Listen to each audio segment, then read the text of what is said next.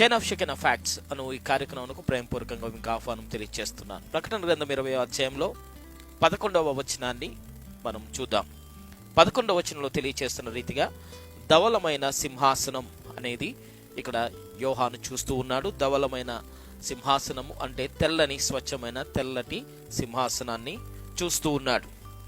దాని యందు ఆసీనుడై ఉన్న ఒకరిని నేను చూచితిని అనే మాట ఇక్కడ వ్రాయబడింది.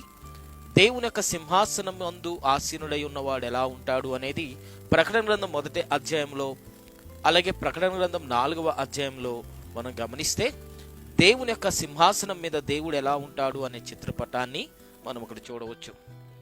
ఇలాగూ తెల్లటి ప్రకాశించే సింహాసనం పైన దేవుడు ఆసీనుడై ఉండటాన్ని యోహాను చూస్తూ ఉన్నాడు.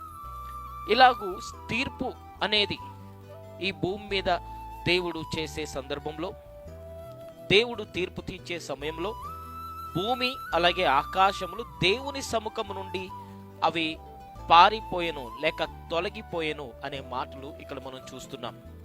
అంటే దేవుని యొక్క సింహాసనం ఒక్కటి మాత్రమే శూన్యంలో కనబడుతూ ఉన్నది, కానీ ఈ యొక్క ఆకాశము, భూమి, ఈ సృష్టి ఇక ఏది కూడా ప్రపంచంలో కనబడకుండా అది దేవుని సముఖం నుండి తొలగిపోయినట్టుగా చాలా ప్రాముఖ్యంగా ఇక్కడ వ్రాయబడింది.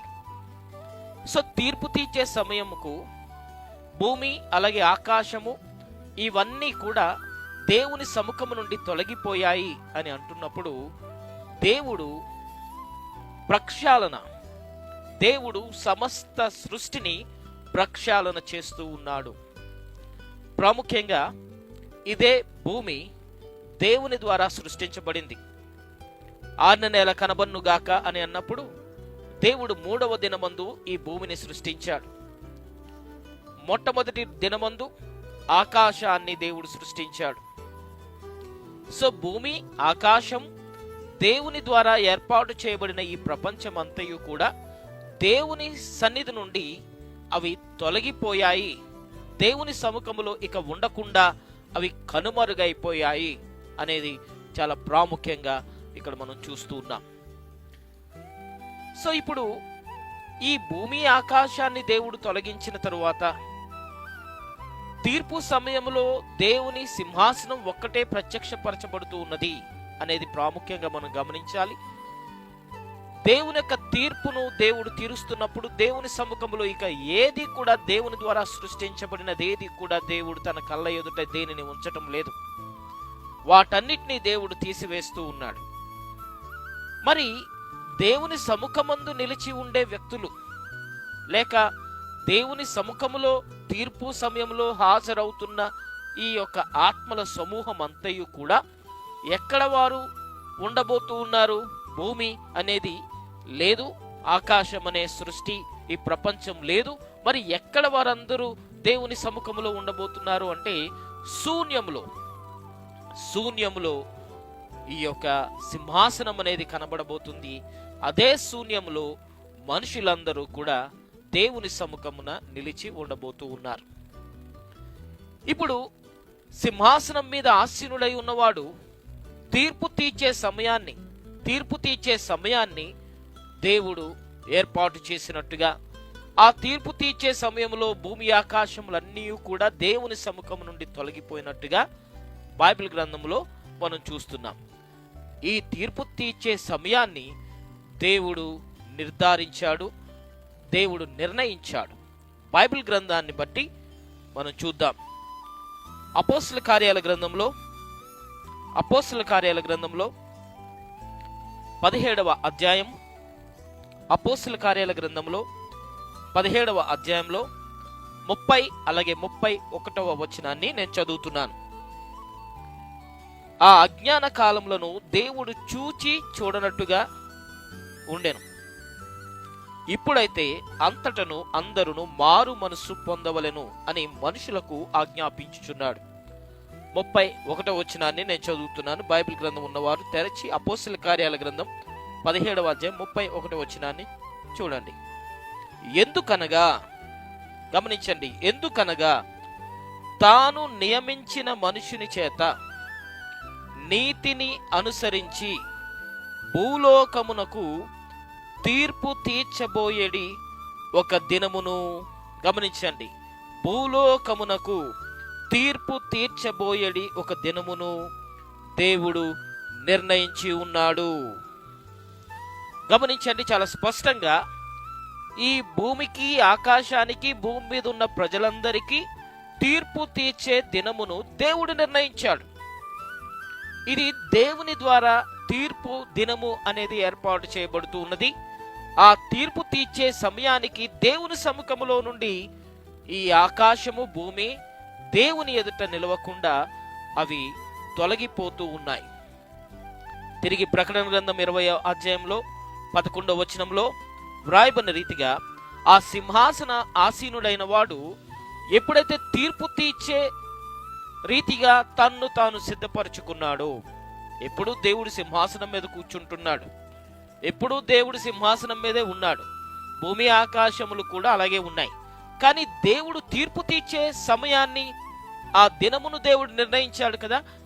ఆ సమయంలో, తీర్పు తీర్చే సమయంలో ఆ సింహాసనాసీనుడై ఉన్న వాని ఎదుట నుండి ఈ భూమి ఆకాశములు తొలగిపోతూ ఉన్నాయి, అవి కనుమరుగు కాబోతూ ఉన్నాయి. ప్రకటన గ్రంథం 20వ అధ్యాయం 12వ వచనంలో, మరియు గొప్పవారేమి కొద్దివారేమి మృతులైన వారందరూ ఆ సింహాసనము ఎదుట నిలవబడి ఉండుట చూచితిని. అప్పుడు గ్రంథములు విప్పబడెను, మరియు జీవ గ్రంథము అనే వేరొక గ్రంథము విప్పబడెను. ఆ గ్రంథముల యందు వ్రాయబడి ఉన్న వాటిని బట్టి తమ క్రియల చొప్పున మృతులు తీర్పు పొందిరి. గమనించండి, ఇక్కడ చాలా ప్రాముఖ్యంగా ఆ సింహాసనాసీనుడైన వాడు తీర్పు తీర్చేవాడుగా తన్ను తాను సిద్ధపరచుకొని ప్రత్యక్షపరుచుకున్న సందర్భంలో గొప్పవారేమి కొద్దివారేమి మృతులైన వారందరూ కూడా దేవుని యొక్క సింహాసనమందు నిలిచి ఉండుట నేను చూచితిని. అందరూ దేవుని సముఖములో నిలిచి ఉండే ఒక ప్రత్యేకమైన సందర్భాన్ని, తీర్పు తీర్చే ఆ సందర్భాన్ని దేవుడు నిర్ణయించాడు. ఈ సమయంలో కొద్దివారేమి గొప్పవారేమి అందరూ కూడా, రక్షించబడిన వారేమి రక్షణ లేని వారేమి అందరూ కూడా దేవుని యొక్క సముఖములో నిలిచి ఉండుట యోహాను చూస్తూ ఉన్నాడు. ఇదే సందర్భాన్ని గూర్చి యేసుక్రీస్తు ప్రభువు కూడా తన యొక్క ఉపమానాలలో తెలియచేశాడు. మత్తయి రాసిన సువార్త 20వ అధ్యాయంలో 31వ వచనం నుండి 46వ వచనం వరకు గొర్రెలు మేకలుగా విభాగించబడతారు ప్రజలు. అప్పుడు మొట్టమొదటిగా కుడివైపున ఉన్న ఈ గొర్రెలను పోలిన రక్షించబడిన విశ్వాసుల విషయంలో ముందుగా దేవుడు తీర్పు తీర్చబోతున్నాడు, లేక ముందుగా వారికి తగిన ప్రతిఫలాన్ని దేవుడు ఇవ్వబోతూ ఉన్నాడు. అలాగే ఎడమ వైపున ఉన్నవారు మేకలను పోలిన వారు, వారికి శిక్ష, తీర్పు ద్వారా శిక్ష దేవుడు వారికి అనుగ్రహించబోతున్నాడనే ఒక సన్నివేశాన్ని ఉపమాన రీతిగా దేవుడు తెలియచేశాడు. ఇలా దేవుని సముఖములో ఇద్దరుగా, అంటే నీతిమంతులు అనీతిమంతులు, పాపులు పరిశుద్ధులు అనే రీతిగా రెండు భాగాలుగా విభాగింపబడిన ప్రజలు దేవుని సింహాసనం ఎదుట నిలబడబోతున్నారు అనే విషయాన్ని దేవుడు ముందుగానే తెలియచేస్తాడు. రెండవది, ఇలాగూ దేవుని సముఖములో ఇద్దరు కూడా నిలబడినప్పుడు మొట్టమొదటిగా తీర్పు ఎక్కడ నుండి దేవుడు ప్రారంభిస్తూ ఉన్నాడు? పేతురు రాసిన మొదటి పత్రిక 4వ అధ్యాయం 17వ వచనం ప్రకారంగా తీర్పు దేవుని ఇంటి నుండి దేవుడు ప్రారంభిస్తూ ఉన్నాడు. తీర్పు దేవుని ఇంటి నుండి, దేవుని యొద్ద నుండి, ఇంటి నుండి దేవుడు ప్రారంభిస్తూ ఉన్నాడు. సో మొట్టమొదటిగా పరిశుద్ధుల యొక్క క్రియలను బట్టి దేవుడు ఆయన వారికి ఇవ్వవలసిన జీతాన్ని, వారికి చేయవలసిన ఇవ్వవలసిన జీతాన్ని దేవుడు ముందుగా, రివార్డ్స్ దేవుడు నీతిమంతులకు దేవుడు ఇస్తున్నాడు. ముందుగా తీర్పు అనేది దేవుని యొక్క ఇంటి నుండి ప్రారంభమవుతూ ఉంది. సో దేవుని ఇంటి నుండి తీర్పు అనేది ప్రారంభించబడుతున్నప్పుడు దేవుని సన్నిధిలో నిలిచి ఉన్న మనమందరం, లేక రక్షించబడిన వ్యక్తులందరూ కూడా ఒకవైపు రక్షణ లేని వారు చూస్తూ ఉండగానే అభినందించబడబోతూ ఉన్నాం.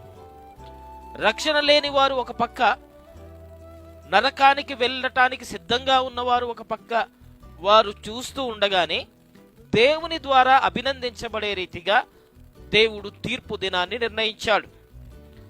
అందుకు దేవుని యొక్క సన్నిధిలో, దేవుని సముఖంలో, తీర్పు సమయంలో మనము ధైర్యంగా దేవుని సన్నిధిలో నిలిచే రీతిగా మనము ఉండాలి అని కూడా బైబిల్ మనకి తెలియచేస్తుంది. యోహాన్ రాసిన మొదటి పత్రికలో 4వ అధ్యాయం 17వ వచనంలో ఇటు రీతిగా వ్రాయబడింది, తీర్పు దినమందు మనకు ధైర్యము కలుగునట్లుగా దీని వలన ప్రేమ మనలో పూర్ణము చేయబడి ఉన్నది. దేవుని యొక్క ప్రేమ మనలో సంపూర్ణంగా దేవుడు మనలో కుమ్మరించాడు పరిశుద్ధాత్మ ద్వారా. ఎందుకు దేవుని యొక్క ప్రేమను సంపూర్ణంగా మనలో కుమ్మరించాడు అని అంటే చాలా స్పష్టంగా బైబిల్ తెలియజేస్తుంది. యోహాను రాసిన మొదటి పత్రిక 4వ అధ్యాయం 17వ వచనంలో, తీర్పు దినమందు మనకు ధైర్యము కలుగునట్లుగా దేవుని యొక్క ప్రేమ పూర్ణముగా మనలో ఉన్నది. కాబట్టి దేవుని సముఖంలో నిలిచి ఉంటున్న మనము తీర్పు దినమందు దేవుని యొక్క ప్రేమను పొందుకున్న వారము, దేవుని ద్వారా అభినందించబడే వారము, దేవుని ద్వారా మనము జీతమును పొందుకునే వారముగా, దేవుని ద్వారా ఆధిక్యతను పొందుకునే వారంగా దేవుడు తీర్పు దినమును మనకు నిర్ణయించాడు. ఇప్పుడు ధైర్యంగా విశ్వాసులు ఒక పక్క తీర్పు దినమందు వారు ఉండబోతున్నారు. మరి ఎడం వైపున ఉన్నవారు ఎలా ఉండబోతున్నారు? మరి నీతిమంతులు ధైర్యంగా ఉంటూ ఉన్నారు అంటే నీతిమంతులు వారు దేవుని యొద్ద నుండి పొందే జీతం కొరకు ఎదురు చూస్తూ ఉన్నారు, ధైర్యంగా ఉన్నారు. మరి ఎడం వైపున ఉన్నవారు భయముతో ఉండబోతూ ఉన్నారు. ఆ దేవుణ్ణి చూస్తూ లేక దేవుని యొక్క ప్రత్యక్షత ఎదుట వారు పొందబోయే శిక్ష విషయంలో వారు బలహీనులై భయముతో వారు దేవుని సన్నిధిలో గడగడమని వణకబోతూ ఉన్నారు. ఇలాగూ ఎక్కడ నుండి అంటే ఆదాము మొదలుకొని తర్వాత కాలంలో పుట్టిన వారు, మరణించిన వారు, యేసుక్రీస్తు ప్రభు తీర్పు తీర్చేవాడుగా తన్ను తాను ప్రత్యక్షపరుచుకునే అంతవరకు కూడా మరణించిన వారందరూ కూడా దేవుని యొక్క సముఖమందు వారు నిలిచి ఉండబోతూ ఉన్నారు. సో పరిశుద్ధులు, నీతిమంతులు ధైర్యంగా దేవుని సన్నిధిలో వారు ఉండబోతూ ఉన్నారు. అనీతిమంతులు, దుష్టులు లేక పాపులు వారు భయముతో దేవుని సముఖంలో వారు నిలిచి ఉండబోతూ ఉన్నారు. సో ఇటు రీతిగా ఒక పక్క పాపులు చూస్తూ ఉండగా పరిశుద్ధులు అభినందించబడబోతున్నారు. ఒకవైపు నరకానికి వెళ్ళేవారు చూస్తూ ఉండగా ఒకవైపు నిత్య జీవానికి పరిశుద్ధులు వెళ్ళబోతూ ఉన్నారు. అందుకే ఇక్కడ చాలా స్పష్టంగా యేసుక్రీస్తు ప్రభు తెలియచేసిన ఉపమానంలో 25వ అధ్యాయం మత్తయి రాసిన సువార్త 31వ వచనం నుండి 46వ వచనం వరకు చెప్పబడిన ఉపమానంలో ఆఖరి భాగం అంటే 46వ వచనంను మనం గమనిస్తే యేసుక్రీస్తు ప్రభు ఆ ఉపమానాన్ని రీతిగా ముగించాడు. 25వ అధ్యాయం 46వ వచనంలో, వీరు నిత్య శిక్షకు, నీతిమంతులు నిత్య జీవమునకు పోదురు. ఇది ఇక ఎటర్నల్ జడ్జిమెంట్, ఎటర్నల్ ఇక ఎప్పటికీ ఉండే తీర్పు. సాధారణంగా పాత నిబంధన కాలంలో దేవుడు రకరకాలుగా సృష్టిని ఉపయోగించి తీర్పులు తీర్చాడు, లేక ఉపద్రవాలు కలిగించాడు, ఆ రోగాన్ని కలిగించాడు. రకరకాల విధానంలో దేవుడు తీర్పులు ప్రజలకు తీర్చాడు. అయితే ఇక చిట్ట చివరి నిత్య జీవమునకు ఒక పక్క ప్రజలు వెళ్ళబోతున్నారు, నిత్య నరకానికి ఒక పక్క ప్రజలు వెళ్ళబోతున్నారు. ఇది నిత్యం అంటే eternal fire are eternal life. ఇది నిత్యం ఉండే చిట్ట చివరి తీర్పు అనేది యేసుక్రీస్తు ప్రభు ఈ ఉపమానంలో తెలియజేశాడు. సో దేవుని సముఖంలో కుడివైపు ఎడంవైపు వారు ఉండబోతున్నారు. ఎడంవైపు వారు చూస్తూ ఉండగానే కుడివైపునున్న వారిని పరిశుద్ధులను దేవుడు అభినందించబోతున్నాడు. అందుకే కదా 25వ అధ్యాయంలో 31వ వచనంలో మనం గమనిస్తే, తన సింహాసనం ఆ మనిషి కుమారుడు తనతో కూడా సమస్త దూతలను వచ్చినప్పుడు తన మహిమ కలిగిన సింహాసనమందు ఆయన ఆసీనుడై ఉంటాడు. అప్పుడు జనములు ఆయన ఎదుట పోగు చేయబడతారు. కొద్దివారేమి గొప్పవారేమి అందరూ కూడా దేవుని సముఖంలో దేవుని సింహాసనం ఎదుట నిలబడతారని ప్రకటన గ్రంథంలో 20:12 రాయబడిన రీతిగా జనములన్నీ కూడా దేవుని ఎదుట పోగు చేయబడబోతున్నారు. గొల్లవాడు మేకలలో నుండి గొర్రెలను వేరుపరచినట్లుగా దేవుడు వారిని వేరుపరచబోతున్నాడు. కుడివైపునున్న వారిని చూచి ఇలాగూ, నా తండ్రి చేత ఆశీర్వదించబడిన వారులారా రండి, లోకం పుట్టినది మొదలుకొని మీ కొరకు సిద్ధపరచబడిన ఈ రాజ్యమును, నిత్యరాజ్యమును స్వతంత్రించుకోనండి అని ఆహ్వానాన్ని తెలియచేయబోతున్నాడు. ఎక్కడ ఒకవైపు దుష్టులు లేక పాపులు నరకానికి వెళ్ళేవారు చూస్తూ ఉండగానే దేవుడు కుడివైపున ఉన్న పరిశుద్ధులను అభినందిస్తూ ఉన్నాడు. సో ఎట్టి రీతిగా అభినందిస్తున్నాడు? 35వ వచనంలో, నేను ఆకలిగొంటిని, మీరు నాకు భోజనం పెట్టారు, దప్పిగొంటిని, నాకు దాహానికి ఇచ్చారు, పరదేశినై ఉంటిని, నన్ను చేర్చుకున్నారు, దిగంబరినై ఉంటిని, నాకు బట్టలు ఇచ్చితిరి, రోగినై ఉంటిని, నన్ను మీరు చూడవచ్చారు, చెరలో ఉంటిని, నా యొద్దకు వచ్చితిరి. సో అభినందిస్తూ ఉన్నాడు. దేవుడు ప్రతి విషయాన్ని బట్టి పిన్ టు పిన్ దేవుడు అభినందిస్తూ ఉన్నాడు. దేవుని కొరకు చేసిన ప్రతి పనిని దేవుడు గణపరుస్తాడు. అందుకే చాలా స్పష్టంగా వారితో ఇట్లా మాట్లాడుతున్నప్పుడు వారు అడిగారు 37వ వచనంలో, అందుకు నీతిమంతులు అంటున్నారు, ప్రభువా, ఎప్పుడు నువ్వు ఆకలిగా ఉన్నావు, ఎప్పుడు ఆహారం ఇచ్చాం, నువ్వెప్పుడు దప్పికగా ఉన్నావు, ఎప్పుడు మేము దాహానికి ఇచ్చాం, ఎప్పుడు నువ్వు పరదేశిగా ఉంటే మేము చేర్చుకున్నాం, ఎప్పుడు దిగంబరిగా ఉంటే నీకు బట్టలు ఇచ్చాం, ఎప్పుడు రోగివై ఉంటే నిన్ను మేము చూసాం, ఎప్పుడు చెరసాల్లో ఉంటే నిన్ను పరామర్శించాము అని అడుగుతుంటే చాలా స్పష్టంగా దేవుడు అంటున్నాడు 25వ అధ్యాయం మత్తయి సువార్త 40వ వచనంలో, మిక్కిలి అల్పులైన ఈ సహోదరులకు మీరు చేసితిరి కనుక నాకు చేసితిరి అని నిశ్చయంగా చెబుతున్నాను. మిక్కిలి అల్పులైన వ్యక్తులు, బలహీనులైన వ్యక్తులు, రోగగ్రస్తులైన వ్యక్తులు, బంధించబడిన వ్యక్తులకు మీరు చేశారు కనుక అది నాకు చేసినట్టే అనే రీతిగా అభినందిస్తూ ఉన్నాడు. ఇలా దేవుడు ఎడం వైపున ఉన్న నీతిమంతులు కాకుండా, పరిశుద్ధులు కాకుండా నరకానికి సిద్ధపడిన దుష్టులుగా పాపులుగా ఉన్న వ్యక్తులు, రక్షణ లేని వ్యక్తులను ఎదుటనే ఉంచి పరిశుద్ధులకు దేవుడు తీర్పు తీర్చబోతున్నాడు, వారిని అభినందించబోతున్నాడు. ఏదో నరకానికి వెళ్తున్నారు పరిశుద్ధులను బైబిల్ చెప్పట్లేదు, కానీ వారు చేసిన క్రియలను బట్టి దేవుడు వారిని అభినందించబోతున్నాడు అనేది చాలా స్పష్టంగా బైబిల్ మనకి తెలియచేస్తుంది. సో ఇప్పుడు నిత్య తీర్పు, ఇది ఇక ఎప్పటికీ తీర్పు అనేది ఇక లేదు. నిత్య తీర్పు అంటే వెళితే ఇక నరకానికి వెళ్తే నిత్య రాజ్యానికి, దేవుని రాజ్యానికి వెళ్ళిపోయే రీతిగా నిత్య తీర్పు, ఇక శాశ్వత కాలం ఉండే తీర్పు.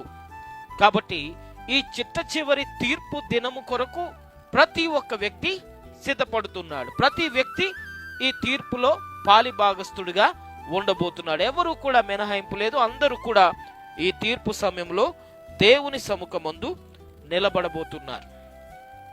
సో ఇంకా ముఖ్యంగా బైబిల్ మనకు ఈ తీర్పును గూర్చి చాలా స్పష్టంగా బైబిల్ మనకు తెలియచేస్తూ ఉంది. ఈ తీర్పు అనేది ఎలా ఉండబోతుందో ఇంకా ప్రాముఖ్యమైన విషయాలు ఇప్పుడు మనం ధ్యానం చేయబోతున్నాం. తీర్పును గూర్చి బైబిల్ చాలా స్పష్టంగా తెలియచేస్తుంది. దేవుని యొక్క ఇంటిలో నుండే ఈ తీర్పు అనేది దేవుడు ప్రారంభిస్తూ ఉన్నాడు. సో ఇప్పుడు కొన్ని మాటలు తీర్పును గూర్చి కొన్ని విషయాలు బైబిల్ ఆధారంగా మనం తెలుసుకుందాం. ప్రసంగి గ్రంథం 11వ అధ్యాయం 9వ వచనంలో ఒక మాట నేను చదువుతున్నాను. ప్రసంగి గ్రంథం 11వ అధ్యాయం 9వ వచనంలో వ్రాయబడిన ఒక మాట నేను బైబిల్ గ్రంథంలో నుండి చదువుతున్నాను.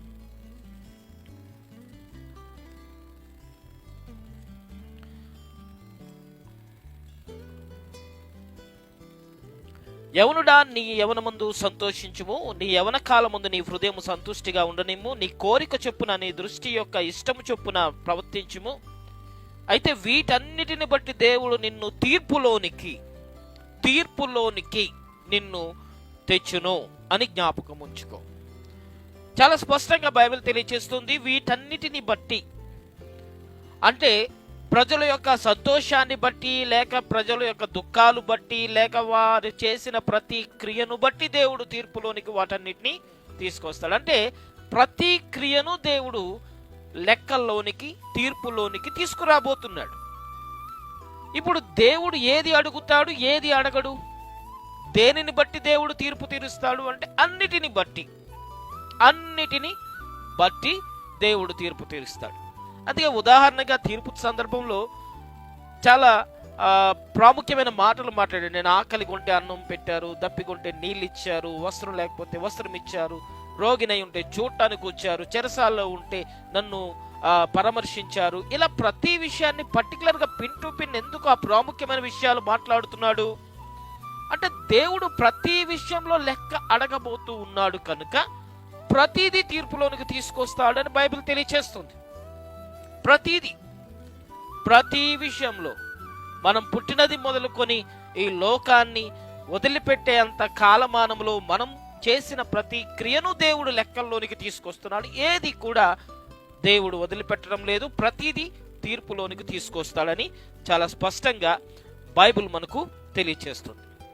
అలాగే రోమిలకు రాసిన పత్రిక 2వ అధ్యాయంలో మరి ఒక మాట బైబిల్ మనకి ఇటు రీతిగా తెలియచేస్తుంది. రోమిలకు రాసిన పత్రిక 2వ అధ్యాయం 16వ వచనం. 2వ అధ్యాయం 16వ వచనంలో ఒక మాట ఉన్నది. దేవుడు నా సువార్త ప్రకారంగా యేసుక్రీస్తు ద్వారా మనుషుల యొక్క రహస్యములను విమర్శించు దినమందు ఇలాగు జరుగును. గమనించండి, ఇక్కడ పౌలు రోమా సంఘంతో ఇలా రాస్తూ ఉన్నాడు. నా సువార్త ప్రకారంగా యేసుక్రీస్తు ద్వారా మనుషుల రహస్యములను విమర్శించు దినము అనే మాట మాట్లాడుతున్నాడు. ఇదే తీర్పు దినం. మనుషుల రహస్యములను అంటే తీర్పు దినం ఎలా ఉండబోతుంది అంటే మనుషుల యొక్క రహస్యాలన్నిటినీ దేవుడు బయట పెట్టే దినము. మనుషుల యొక్క అంతరంగ విషయాలన్నిటినీ బాహాటంగా దేవుడు తెలియజేసే సమయము. అందుకే బైబిల్ చాలా స్పష్టంగా మనకు తెలియజేస్తుంది, యేసుక్రీస్తు ద్వారా మనుషుల రహస్యాలను విమర్శించే దినము. అంటే మనుషుల హృదయాంతరంగాలను కూడా దేవుడు బయట పెట్టబోతున్నాడు. అంటే ఒక పక్క క్రియారూపకంగా ఇతరులకు మనం చేస్తున్న మంచి పనులను బట్టి దేవుడు విమర్శ చేయబోతున్నాడు, వాటి విషయంలో దేవుడు తీర్పు తీర్చి జీతం ఇవ్వబోతున్నాడు అనేది ఒక పక్క. రెండవ భాగంలో ఆ తీర్పు సమయంలో మనుషుల యొక్క రహస్యములను, అంతరంగ సంబంధమైన విషయాలు అంటే వారి యొక్క ఆలోచనలు, అంతరంగములో ఉన్న వారి యొక్క ఉద్దేశాలు, నిర్ణయాలు, వారి యొక్క మనస్సు ప్రతిదీ కూడా దేవుడు లెక్కలోనికి తీసుకొస్తూ ఉన్నాడు. ఆర్థికంగా ఉన్న విషయాలు తీసుకొస్తాడంటే తలాంతులు ఇచ్చాడు, మళ్ళా తలాంతులు లెక్క అడిగాడు. అంటే ఆర్థిక సంబంధమైన లావాదేవీలు, మనుషులకున్న వరాలు, వాటిని వారి యొక్క సామర్థ్యాలు దేవుడు లెక్కలోనికి తీసుకొస్తున్నాడు. అలాగే మంచి పనులన్నింటినీ లెక్కలోనికి తీసుకొస్తున్నాడు తీర్పు రోజుకు. వీటన్నిటినీ దాటి దేవుడు వారి హృదయ స్థితిని, వారి మనస్సును, వారి యొక్క ఆలోచనను, ఇలాగూ అంతరింద్రియాల ద్వారా వారు చేసిన ప్రతి క్రియను, రహస్యాలను, చాటుగా చేసిన క్రియలను, చీకటిలో చేసిన క్రియలను, ఎవరికి తెలియకుండా గుట్టు చప్పుడు కాకుండా చేసిన క్రియలను, రహస్యాలన్నిటినీ ఒక వేదిక పైకి దేవుడు తీసుకురాబోతున్నాడు. ఇది బైబిల్ మనకు చాలా స్పష్టంగా తెలియజేస్తుంది. రోమిలకు రాసిన పత్రిక 2వ అధ్యాయం 16వ వచనంలో యేసుక్రీస్తు ద్వారా మనుషుల రహస్యములను విమర్శించే దినము దేవుడు మన కొరకు ఏర్పాటు చేస్తాడు. ఇదే తీర్పు దినం. కాబట్టి తీర్పు దినమందు దేవుని సముఖములో నిలిచి ఉన్న ప్రతి ఒక్కరము కూడా మనుషుల యొక్క రహస్యాలన్నిటినీ ఆ రోజు దేవుడు బయట పెట్టే సమయానికి మనము ఎలాంటి స్థితిలో ఉండబోతున్నాం, దేవుని సముఖంలో ఎలాంటి స్థితిలో మనము ఆయన ఎదుట నిలబడబోతున్నాము అనేది చాలా ప్రాముఖ్యంగా మనము ఈ తీర్పు కొరకు మనలను మనం సిద్ధపరచుకోవాలి. ఆ తీర్పులో ఎలాంటి రీతిగా దేవుని సముఖంలో మనం నిలిచి ఉండాలో మనకు మనం పరీక్షించుకోవాలి అనే విషయాన్ని నేను మీకు జ్ఞాపకం చేస్తూ ఉన్నాను. సో ఇప్పుడు తీర్పు దినాన్ని దేవుడు నిర్ణయించటం, ఆ తీర్పు సమయంలో కొద్దివారేమి గొప్పవారేమి అందరినీ దేవుడు సమకూరుస్తూ దేవుని ఎదుట దేవుడు నిలవబెట్టబోతూ ఉన్నాడు. సో ఇప్పుడు అటెండ్ అవుతున్న ఈ వ్యక్తులందరూ సమూహం, దేవుని సముఖంలో ఉండే ఈ వ్యక్తులందరూ, వీరందరూ ముందుగానే తెలియచేశాను, ఆదాము నుండి మొదలుకొని ఈ చిట్ట చివరి తీర్పు దినం వరకు ఉండే ప్రతి ఒక్క ఆత్మజీవి దేవుని సముఖంలో నిలిచి ఉండబోతున్నారు. ప్రకటన గ్రంథం 20వ అధ్యాయంలో 5వ వచనంలో ఒక మాట వ్రాయబడింది.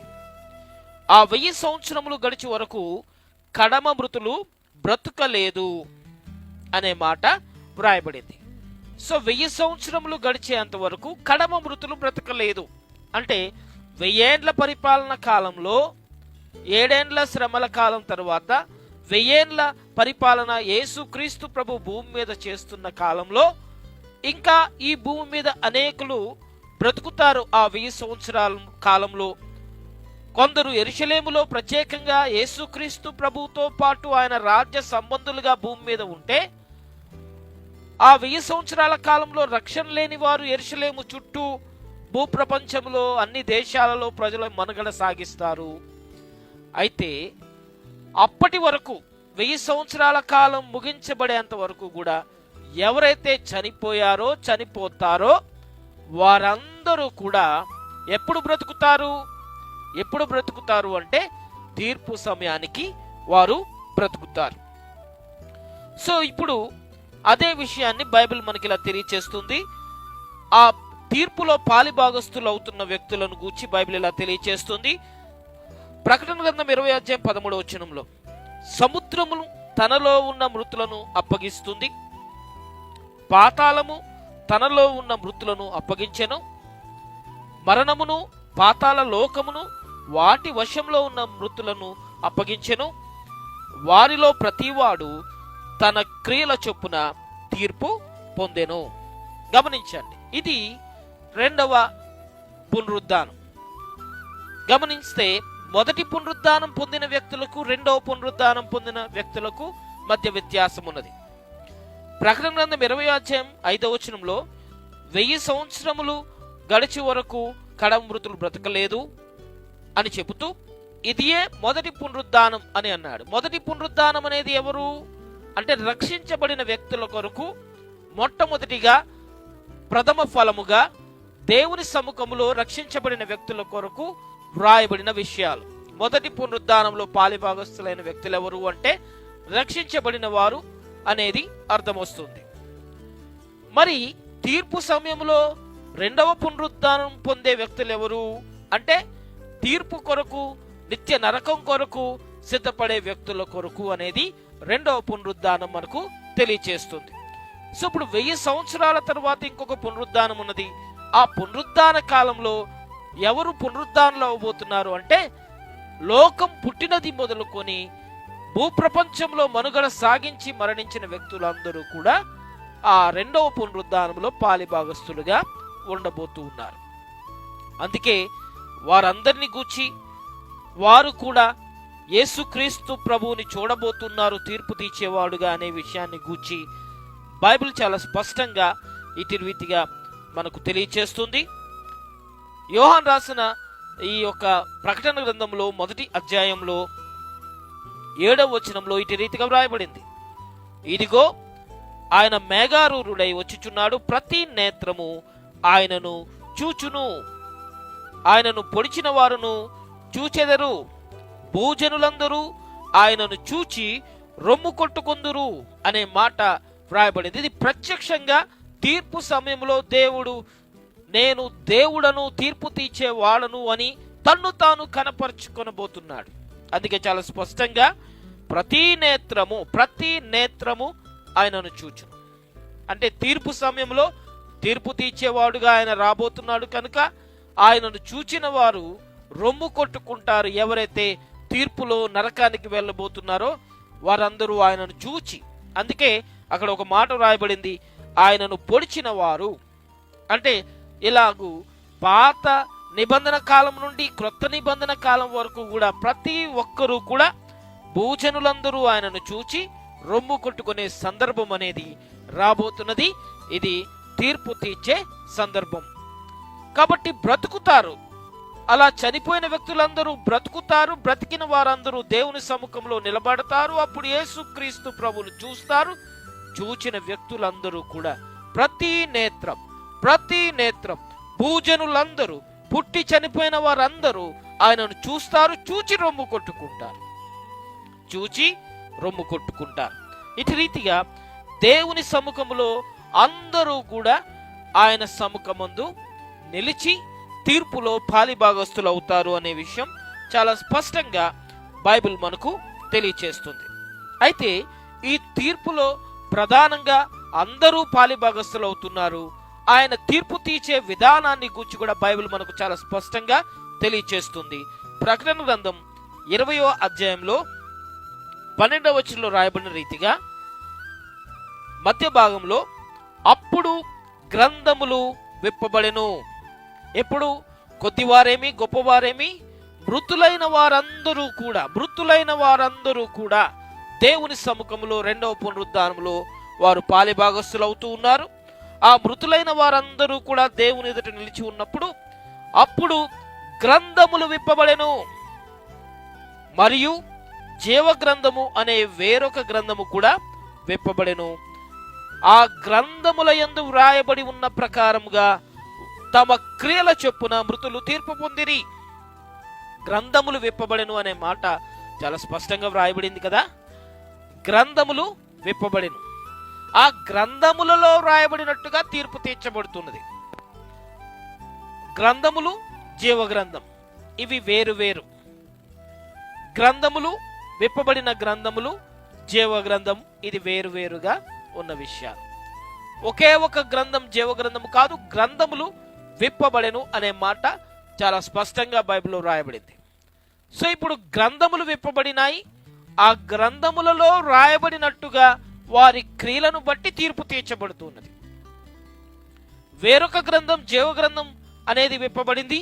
ఆ జీవ గ్రంథంలో ఎవరి పేరైతే వ్రాయబడి లేదో వారేమో నరకానికి వెళుతున్నారు. అయితే గ్రంథములనేవి అందరి కొరకు కామన్ గా వ్రాయబడుతున్నాయి. గమనించండి, గ్రంథములు విప్పబడ్డాయి అందరి కొరకు. అందరి జీవితాలు ఆ గ్రంథాలలో వ్రాయబడ్డాయి. ఆ వ్రాయబడిన గ్రంథాల ఆధారంగా తీర్పు జరుగుతుంది. ఉదాహరణకు ఒక న్యాయాధిపతి, ఒక జడ్జి కోర్టులో తన తీర్పును చెబుతున్న సందర్భంలో సాక్ష్యాధారములను పరిశీలించిన మీదట అనే మాట మాట్లాడతాడు. అంటే తన టేబుల్ పైన సాక్ష్యాధారాలన్నింటినీ, ఎవిడెన్స్ అంతటినీ పెట్టుకుంటాడు. ఈ ఎవిడెంటల్ గా ఉన్న ఈ డాక్యుమెంట్స్ అన్నిటి ఆధారంగా తీర్పు ప్రకటిస్తాడు. దేవుడు కూడా తీర్పు తీరుస్తున్న సందర్భంలో గ్రంథములన్నిటినీ తెరుస్తాడు. ఎవరి జీవితాన్ని గూర్చిన గ్రంథం, వారి జీవితంలో వ్రాయబడిన విషయాలు, అందులో వ్రాయబడిన విషయాలను బట్టి దేవుడు తీర్పు తీర్చబోతున్నాడు. గ్రంథములనేవి అందరి కొరకు దేవుడు వ్రాస్తూ ఉన్నాడు అనేది చాలా స్పష్టంగా బైబిల్ మనకు తెలియచేస్తుంది. ఇదే విషయం పాత నిబంధన కూడా మనకు తెలియచేస్తుంది. ఒకసారి దానియేలు గ్రంథం 7వ అధ్యాయంలోనికి వద్దాం. దానియేలు గ్రంథంలో 7వ అధ్యాయము 10 నుండి 13 వచనాల్లో మనం గమనిస్తే 10వ వచనంలో ప్రాముఖ్యంగా రాయబడింది, అగ్ని వంటి ప్రవాహములు ఆయన యొద్ద నుండి ప్రవహించుచుండెను. వేవేల కొలది ఆయనకు పరిచారకులు ఉన్నారు. కోట్ల కొలది మనుషులు ఆయన ఎదుట నిలిచి ఉన్నారు. తీర్పు తీర్చుటకై గ్రంథములు తెరవబడెను. పాత నిబంధనలో కూడా ఇదే గ్రంథముల యొక్క ప్రస్తావన మనకు కనబడుతుంది. దానియేలు గ్రంథం 7వ అధ్యాయం 10వ వచనంలో కోట్ల కొలది మనుషులు దేవుని సముఖంలో నిలిచి ఉంటే తీర్పు తీర్చటానికి గ్రంథములు విప్పబడ్డాయి. గమనించండి, గ్రంథములు అనేవి రాయబడుతున్నాయి దేవుని సముఖంలో. ఆ గ్రంథముల ఆధారంగా దేవుడు తీర్పు తీరుస్తాడని బైబిల్ చాలా స్పష్టంగా మనకు తెలియజేస్తుంది. తీర్పు సమయంలో గ్రంథములు, తీర్పు తీర్చటానికి గ్రంథములు విప్పబడుతున్నాయి. ఆ విప్పబడిన గ్రంథాలలో రాయబడిన విషయాల ఆధారంగా దేవుడు తీర్పు తీరుస్తాడు అనేది చాలా స్పష్టంగా మనం చూస్తున్నాం. సో ఇప్పుడు పరిశుద్ధులను గూర్చి ఇంకా ప్రాముఖ్యంగా దేవుడు గ్రంథాల్లో ఎలా రాసుకుంటున్నాడు అనేది కూడా బైబిల్ మనకు తెలియచేస్తుంది. మలాకీ గ్రంథం 3వ అధ్యాయం 16వ వచనంలో దేవుడు ఎంత మంచివాడు అంటే, పరిశుద్ధుల విషయంలో దేవుడు తన పుస్తకంలో లేక గ్రంథములో తాను పరిశుద్ధులను గూర్చిన విషయాలు తాను రాసుకుంటూ ఉన్నాడు. సో మలాకీ గ్రంథంలో 3వ అధ్యాయం 16వ వచనంలో ఇటు రీతిగా దేవుడు చేస్తున్న అత్యుత్తమమైన పని అంటే, ఆ దేవుడు మాట్లాడుతున్నప్పుడు మీరు రాయండి అని ప్రవక్తలకు దేవుడు చెప్పాడు. ఆ ప్రవక్తలు రాశారు కనుక ఈరోజు బైబిల్ గ్రంథం మన చేతిలో ఉంది కదా. మనము మాట్లాడుతున్నప్పుడు కూడా దేవుడు రాసుకుంటాడు. ఎంత అత్యుత్తమమైన పనిని మన విషయంలో దేవుడు చేస్తున్నాడు. సో ఇప్పుడు దేవుడు చెబుతున్న పాయింట్, నోట్ దిస్ పాయింట్ అని చెప్పి దేవుడు చెబుతుంటే ప్రవక్తలు రాశారు కదా. కానీ మన మాటలను కూడా దేవుడు రికార్డ్ చేసుకుంటాడా అంటే, దేవుడు మన మాటలను సైతం రికార్డ్ చేస్తున్నాడు. అందుకే బైబిల్ ఇలా తెలియచేస్తుంది. 3వ అధ్యాయం మలాకీ గ్రంథం 16వ వచనంలో, యెహోవా యందు భయభక్తులు కలిగిన వారు ఒకరితో ఒకరు మాట్లాడుకొనుచుండగా యెహోవా చెవియొగ్గి ఆలకించెను, మరియు యెహోవా యందు భయభక్తులు కలిగి ఆయన నామమును స్మరించుచూ ఉండి వారికి జ్ఞాపకార్థముగా, ఫర్ రిమెంబర్, జ్ఞాపకార్థముగా ఒక గ్రంథము ఆయన సముఖమందు వ్రాయబడెను. గమనించండి, దేవుడు ఒక డైరీ మెయింటైన్ చేస్తున్నాడు. దేవుని గురించి ఇద్దరు భయభక్తులు కలిగిన వ్యక్తులు లేక ఇద్దరు ముగ్గురు ఒక సమూహం దేవుని గూర్చి మాట్లాడుకుంటుంటే ఎంతో సంతోషం దేవుడికి. నిన్ను గురించి ఎవరైనా మంచి మాటలు మాట్లాడుకుంటున్నారు, ఆ మార్గములో వెళుతున్న నీకు ఆ మాటలు వినబడ్డాయి, వెంటనే రహస్యంగా ఆ మాటలు వినడానికి ప్రయత్నం చేస్తావు. నిన్ను గూర్చి ఎలా పొగుడుతున్నారో, నిన్ను గురించి ఎలాంటి మంచి విషయాలు మాట్లాడుతున్నారో విని చాలా ఆనందపడతావు. దేవుడు కూడా రహస్యంగా మన మాటలు వింటున్నాడు. యెహోవా యందు భయభక్తులు కలిగిన వారు ఒకరినొకరు మాట్లాడుకుంటూ దేవుని గూర్చి మాట్లాడుతుంటే వెంటనే దేవుడు రహస్యంగా ఆ మాటలు వింటున్నాడు. విని వదిలిపెట్టడం లేదు. ఆ వినిన మాటలు గుర్తుగా, జ్ఞాపకార్థంగా తన డైరీలో, తన గ్రంథంలో రాస్తున్నాడు. గ్రంథములు విప్పబడెను అంటే మనుషుల గ్రంథాలన్నీ ఎవరి జాబితాలు వారిని గుచ్చిన ప్రతి విషయాలు రాయబడటమే కాదు, గ్రంథములు విప్పబడినప్పుడు దేవుడు మన నిమిత్తం రాసిన డైరీ దేవుడు ఓపెన్ చేయబోతున్నాడు. నీవు దేవుని గురించిన మాట్లాడిన ప్రతి మాట, నీ ప్రతి ఆలోచన, దేవుణ్ణి గణపరిచిన ప్రతి విషయాన్ని దేవుడు ఆ రోజు ఓపెన్ చేయబోతున్నాడు. ఆ గ్రంథాన్ని దేవుడు విప్పబోతున్నాడు. కాబట్టి ఆ గ్రంథాలు విప్పినప్పుడు ఆ గ్రంథాలలో మన జీవితాన్ని గూర్చి ప్రాముఖ్యంగా పుట్టినప్పటి నుండి మరణించినంత వరకు వ్రాయబడిన విషయాలు మాత్రమే కాదు, దేవుడు అందులో ఉన్న శ్రేష్టమైన విషయాలు, దేవుడు రికార్డ్ చేసిన ఆ విషయాలు, దేవుని గ్రంథాన్ని కూడా ఆ రోజు దేవుడు చూడబోతున్నాడు. ఆ గ్రంథాల ఆధారంగా, విప్పబడిన ఆ గ్రంథాల ఆధారంగా దేవుడు తీర్పు తీర్చబోతూ ఉన్నాడు అనేది చాలా స్పష్టంగా దేవుడు తెలియచేస్తున్నారు. అలాగే యోహాను రాసిన సువార్త 5వ అధ్యాయం 29వ వచనంలో, యోహాను రాసిన సువార్త 5వ అధ్యాయం 29వ వచనంలో, దేవుని సముఖంలో ఇలాగూ మరణించి మృతి పొంది తిరిగి లేచిన వారందరూ కూడా రెండవ పునరుద్ధానంలో ఎవరైతే నరకానికి వెళుతున్నారో వారందరూ కూడా రాబోతున్నారు. అలాగే పరిశుద్ధులందరూ కూడా దేవుని సముఖంలో బ్రతికిన వారుగా దేవుడు ఉండబోతున్నారు. అయితే ఇక్కడ తీర్పు అనేది రెండుగా ఎలా విభాగిస్తుంది అనే విషయాన్ని కూడా యేసుక్రీస్తు ప్రభు తెలియచేశాడు. యోహాను రాసిన సువార్త 5వ అధ్యాయం 29వ వచనంలో యేసుక్రీస్తు ప్రభు తెలియచేసిన విషయం, 5వ అధ్యాయము 29వ వచనంలో, 5వ అధ్యాయం 29వ వచనం, మేలు చేసిన వారు జీవ పునరుద్ధానం అంటే ఎప్పటికీ జీవం, ఎప్పటికీ ఇక మరణం లేని జీవితం, జీవ పునరుద్ధానం. కీడు చేసిన వారు తీర్పు పునరుద్ధానానికి వారు దేవుని సముఖంలోనికి వస్తున్నారు. సో ఇప్పుడు ఈ రెండవ పునరుద్ధానంలో పాలిభాగస్తులైన వ్యక్తులు తీర్పు పునరుద్ధానంకు వారు రాబోతున్నారు. మొట్టమొదటి పునరుద్ధానంలో పాలిభాగస్తున్న వ్యక్తులు జీవ పునరుద్ధానం పొందటానికి వారు దేవుని సముఖంలోనికి వస్తూ ఉన్నారు. సో ఇటు రీతిగా రెండుగా ప్రజలను విభాగించి ఈ తీర్పును దేవుడు తీర్చబోతూ ఉన్నాడు అనే విషయాన్ని బైబిల్ మనకు తెలియజేస్తుంది. ఇప్పుడు దేవుడు చాలా ప్రాముఖ్యంగా దేవుని యొక్క ఉన్నతమైన విషయాన్ని మనం గుర్తించాలి. ఆదికాండం 3:16 నుండి మనం గమనిస్తే తప్పు చేసినందుకు దేవుడు ప్రశ్నించాడు. అవ్వను దేవుడు ప్రశ్నించాడు. తప్పు చేసినందుకు ఆదామును దేవుడు ప్రశ్నించాడు. గమనించండి, ప్రశ్నించాడు అనే విషయం చాలా ప్రాముఖ్యంగా మనం గుర్తించాలి. ఆదికాండంలోనే దేవుడు ప్రశ్నించాడు వారు చేసిన తప్పును బట్టి. ఆదికాండం 3:1 తప్పును బట్టి ప్రశ్నించాడు. ఆదాము అవ్వలు వారికి తెలియదు కదా, అంత మెచ్యూరిటీ లేదు కదా అని దేవుడు ఏం వదిలిపెట్టలేదు కదా. తప్పు చేసిన తర్వాత ప్రశ్నించాడు. ఆదాము అవ్వలనే దేవుడు ప్రశ్నించాడు. అప్పుడే వారు దేవుని ద్వారా నిర్మించబడినప్పటికీ, దేవుని ద్వారా ఈ లోకంలో వారి జీవిత యాత్ర ప్రారంభించబడినప్పటికీ వారిని ప్రశ్నించాడు. సో ప్రశ్నించాడు అనే విషయం మొట్టమొదటి నుండి ఆదికాండం నుండి మనకు అర్థమవుతుంది. ప్రతి విషయంలో దేవుడు ప్రశ్నిస్తాడు. ప్రశ్నించాడు అంటే ఆ ప్రశ్న వెనుక దేవుని తీర్పు కూడా ఉన్నది. ప్రశ్న వెనుక దేవుని యొక్క ఉద్దేశం కూడా మనకు కనబడుతుంది. సో ఇప్పుడు ఆదాము అవ్వలను దేవుడు ప్రశ్నించాడు అంటే అప్పుడే ఆదాము అవ్వల ఎదుట తీర్పు తీర్చేవాడుగా తను తాను ప్రత్యక్షపరుచుకున్నాడు. తిన్నావా అడిగాడు. ఆ తీర్పును దేవుడు మొట్టమొదటిగానే పంచాయతీ పెట్టాడు ఆదాము అవ్వల దగ్గర. అంటే ఆదాము అవ్వల్ని దేవుడు ఒట్టిగా ఏదైనా తోటలో నుంచి బయటకు పంపించలేదు. నేను తీర్పు తీర్చేవాడును అనే విషయాన్ని తెలియజేసే ఆదాము అవ్వల్ని ఏదైనా తోటలో నుంచి బయటకు పంపించాడు.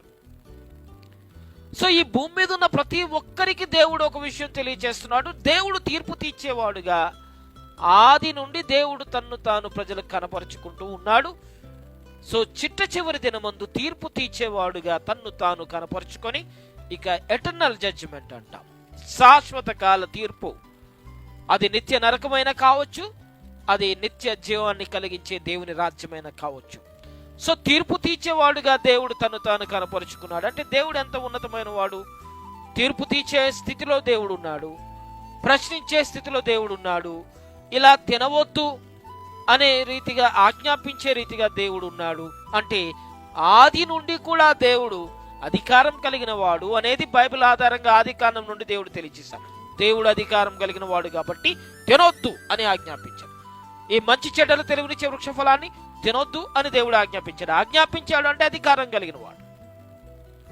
రెండవది, తిన్న తర్వాత ప్రశ్నించాడు. ఎందుకు తిన్నావు అని అడిగాడు, నిలదీశాడు. ప్రశ్నించాడు అంటే తీర్పు తీర్చే రీతిగా దేవుడు ఉన్నాడు.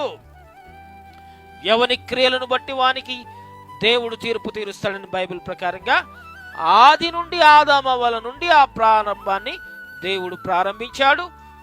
అలా ప్రారంభించిన వాడు చిట్ట చివరిగా ఈ ప్రకటన గ్రంథం 20 ఇక శాశ్వత కాలమందు నిత్య తీర్పును దేవుడు తీర్చబోతున్న రీతిగా తన్ను తాను ప్రత్యక్షపరుచుకుంటున్నాడు అనేది బైబిల్ మనకు తెలియచేస్తుంది.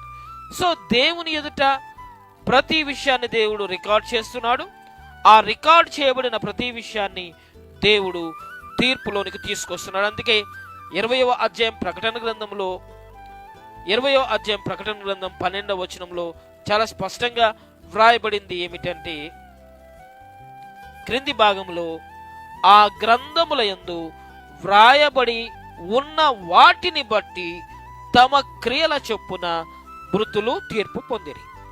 ఆ గ్రంథముల యందు వ్రాయబడిన వాటిని బట్టి అని రెండవ భాగంలో తమ క్రియలను బట్టి అని వ్రాయబడింది. అంటే మనకి ఇక్కడ అర్థమవుతుంది, మనుషులు చేస్తున్న ప్రతి క్రియలు గ్రంథంలో వ్రాయబడ్డాయి. వారి క్రియలన్నీ కూడా గ్రంథంలో రికార్డ్ చేయబడ్డాయి. కంటికి కనబడే క్రియైనా, కంటికి కనబడకుండా ఉన్న క్రియైనా. మనము బాహాటంగా 10 మందిలో చేసిన క్రియలైనా, రహస్యంగా చేసిన క్రియలైనా, పైకి మాట ద్వారా తెలియజేసిన క్రియలైనా, రహస్యంగా అంతరంగంలో ఆలోచన ద్వారా చేసిన క్రియ అయినా ఆ గ్రంథంలో రికార్డ్ చేయబడుతుంది. ఆ రికార్డ్ చేయబడిన గ్రంథంలో రాయబడిన ఎవిడెన్స్, సాక్ష్యాధారాలను పరిశీలించిన మీదట దేవుడు తీర్పు తీర్చబోతున్నాడు. ఆ గ్రంథంలో ఉన్న ఆ విషయాలను బట్టి దేవుడు తీర్పు తీర్చబోతున్నాడు. ఇప్పుడు చాలా ప్రాముఖ్యంగా జీవ గ్రంథం అనే వేరొక గ్రంథం అనే మాట ఇక్కడ ఉపయోగించబడింది. వేరొక గ్రంథం, ఆ జీవ గ్రంథం అనేది విప్పబడినట్టుగా 12వ అధ్యాయంలో మనం చూస్తున్నాం. ఆ వేరొక జీవ గ్రంథం అనేది ఎప్పుడు దేవుడు సిద్ధపరిచాడు, ఎప్పటి నుండి ఆ జీవ గ్రంథాన్ని దేవుడు మెయింటైన్ చేస్తున్నాడు? ఉదాహరణకు, దేవుని రాజ్యంలోనికి మనం వెళ్ళిన తర్వాత వెళ్ళిన వారి జాబితా సిద్ధపరుస్తున్నాడా జీవ గ్రంథంలో, లేక ఆది నుండి ఆ జీవ గ్రంథాన్ని మెయింటైన్ చేస్తున్నాడా? జీవ గ్రంథం అంటే ఎటర్నల్, ఎప్పటికీ ఉండే గ్రంథం. ఆ జీవ గ్రంథం ఎప్పటికీ ఉండేది ఎప్పటి నుండి ప్రారంభమైందంటే మనుషుల యొక్క ప్రారంభం నుండి ఆ జీవ గ్రంథం అనేది ప్రారంభమైంది. ఉదాహరణకు, ఈ జీవ గ్రంథాన్ని గూర్చిన విషయాలు కొత్త నిబంధనలో ఉన్న కొత్త నిబంధన కాలంలోనే మనకు తెలియటం కాదు. ఈ జీవ గ్రంథాన్ని గూర్చిన విషయాల యొక్క పరిజ్ఞానం మోషే కలిగి ఉన్నాడు.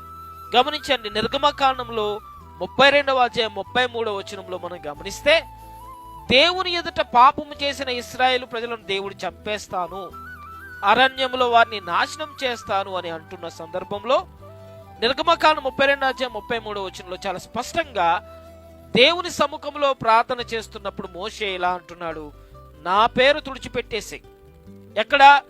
నీవు రాసుకున్న జీవ గ్రంథంలో నుండి నా పేరు తొలగించి నీవు నాశనం చేయాలనుకుంటున్న వారందరి పేర్లు జీవ గ్రంథంలో రాసేయి అంటున్నాడు. అంటే మోషేకు ఎంత జ్ఞానం, ఎంత పరిపక్వత ఉన్నది అంటే, జీవ గ్రంథంలో పేరున్న వాళ్ళు మాత్రమే నిత్య జీవమునికి పొందుకుంటారు. జీవ గ్రంథంలో ఎవరి పేరైతే వ్రాయబడలేదో వాళ్ళు నిత్య నరకానికి వెళ్ళిపోతారన్న పరిజ్ఞానం, అవగాహన మోషే యొద్ద నుండే ప్రారంభమైంది. ఇప్పుడు వారు అరణ్యంలో నాశనం చేయబడటం, తర్వాత పరలోక రాజ్యానికి వెళ్లే రీతిగా వారు ఉంటే పర్వాలేదు, కానీ వారి పేర్లు అసలు జీవగ్రంథంలో తుడిచిపెట్టబడితే, వారి పేర్లు జీవగ్రంథంలో లేకపోతే కానాను వెళ్ళటం పక్కన పెట్టండి, అసలు పరలోక రాజ్యంలో నిత్య రాజ్యానికి వెళ్ళరు. ఆ విషయంలో మోషే ఆలోచించి అట్లీస్ట్ వారు కానానికి వెళ్ళకపోయినా పర్వాలేదు, వాగ్దానం చేసిన భూమికి వెళ్ళకపోయినా పర్వాలేదు, నిత్య రాజ్యానికైతే ఖచ్చితంగా వారు వెళ్ళాలి అనే ఆలోచనతో నా పేరు తుడిచిపెట్టేసి నేను నరకానికి వెళ్ళిపోతాను, ఒక్కరినైనా పర్వాలేదు, ఒక్కరినే వెళ్ళిపోతాను, కానీ వీరందరూ కానానుకు మాత్రమే కాదు జీవ గ్రంథములో వారి పేర్లు వ్రాయబడాలి, దేవుని రాజ్య వారసులుగా దేవుని రాజ్యానికి వారు చేరుకోవాలనే ఆలోచన, ఎంత అవగాహన మోషే కలిగి ఉన్నాడు అంటే, పాత నిబంధన కాలం నుండే ఈ జీవ గ్రంథం అనేది దేవుడు మెయింటైన్ చేస్తున్నాడు.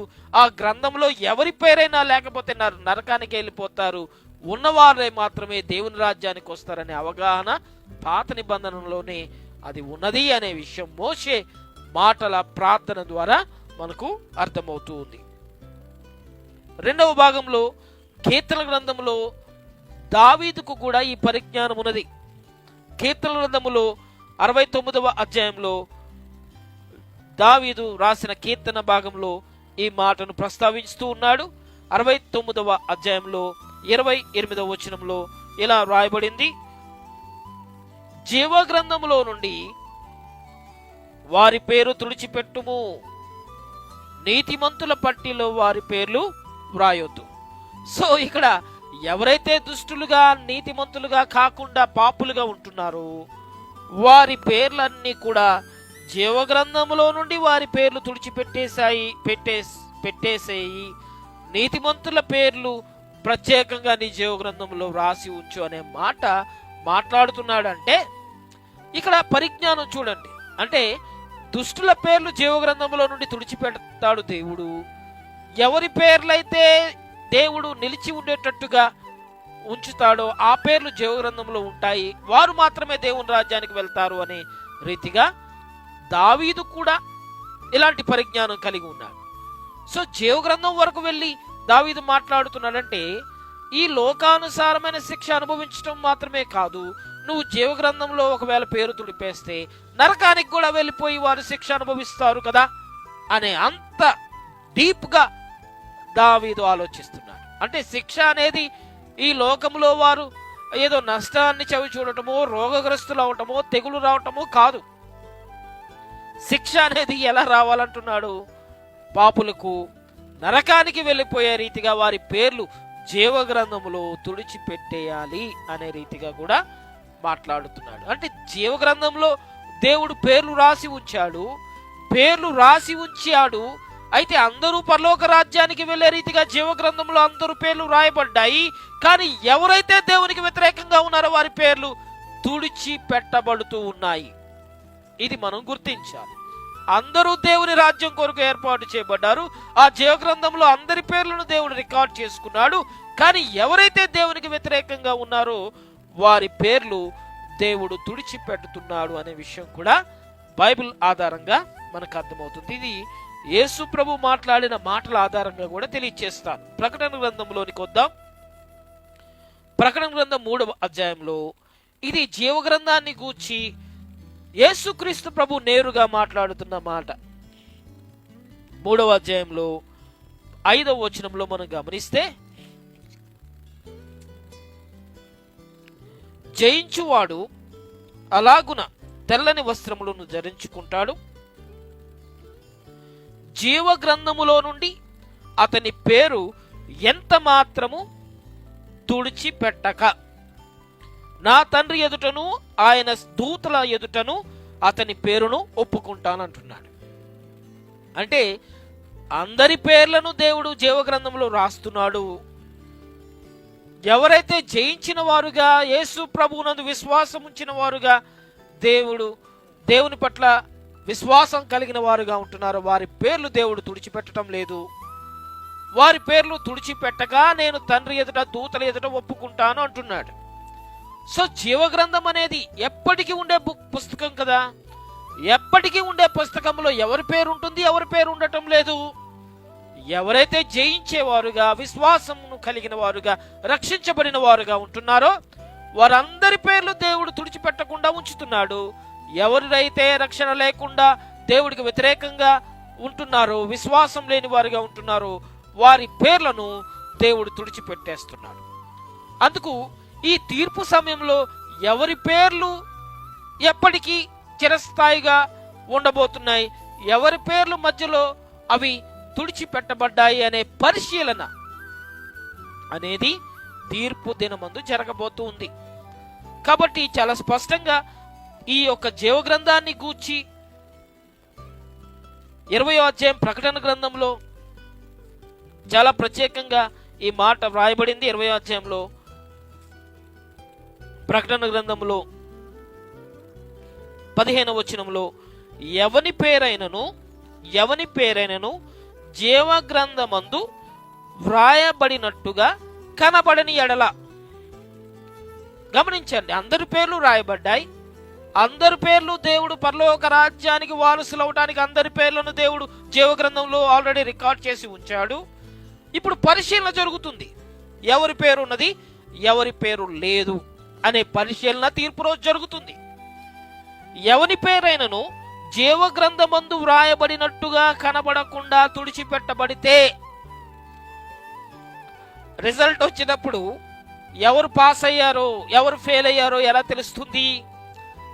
ఎవరి హాల్ టికెట్ నెంబర్ అయితే పేపర్లో కనబడుతుందో, ఎవరి హాల్ టికెట్ నెంబర్ అయితే ఆన్లైన్లో డిస్ప్లే అవుతుందో ఆ హాల్ టికెట్కి పాస్ అని వస్తే పాస్ అయిపోతారు. ఒకప్పుడు, ఇప్పుడైతే ఆన్లైన్లో మనం చూస్తున్నాం రిజల్ట్, ఒకప్పుడు పేపర్లో వచ్చేయి. ఆ పేపర్లో వచ్చే నెంబర్ సిరీస్ ఆధారంగా చేయి పెట్టుకుని ఒక్కొక్క నెంబర్ చూసుకుంటా నా నెంబర్ ఉందా అని చూసుకునే వాళ్ళం ఒకప్పుడు. ఇప్పుడైతే ఆన్లైన్లో మన నెంబర్ కొట్టి పాస్ ఆ ఫెయిల్ తెలుస్తుంది. కానీ ఆ రికార్డ్ చేయబడిన, ఆ ప్రింట్ చేయబడిన పేపర్లో ఆ నెంబర్ ఉందా లేదా చూడాలి.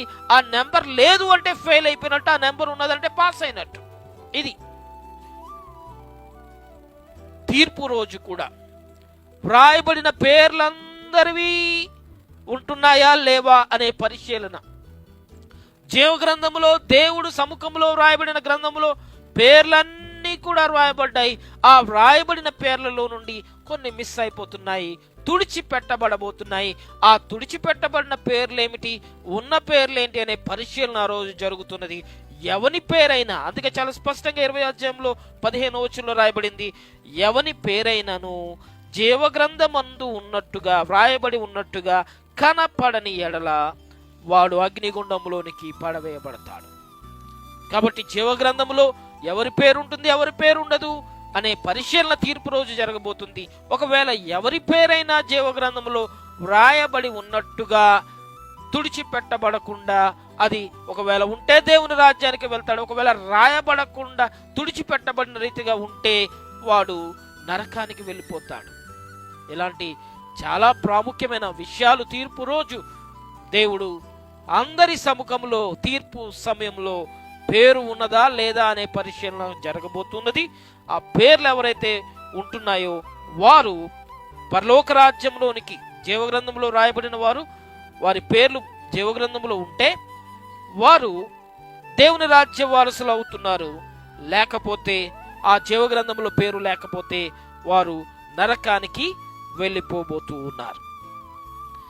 సో ఇదే విషయాన్ని పౌలు కూడా దేవుని యొక్క గ్రంథంలో, జీవగ్రంథంలో పేర్లు రాయబడతాయి అనే విషయాన్ని పౌలు కూడా మనం జ్ఞాపకం చేస్తున్నాడు. ఫిలిప్పీలకు రాసిన పత్రిక 4వ అధ్యాయంలో, ఫిలిప్పీలకు రాసిన పత్రిక 4వ అధ్యాయంలో 3వ వచనాన్ని నేను చదువుతున్నాను. ఫిలిప్పీలకు రాసిన పత్రికలో 4వ అధ్యాయం